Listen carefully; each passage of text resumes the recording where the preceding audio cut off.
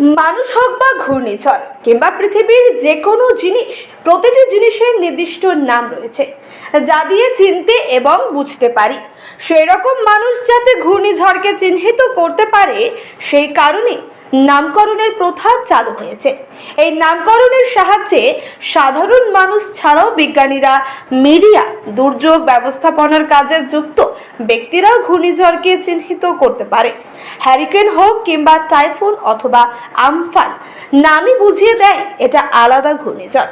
এ ব্যাপারে সচেতনতা বাড়াতে, প্রস্তুতি নিতে, বিভ্রান্তি দূর করতে এই নাম কাজে লাগে।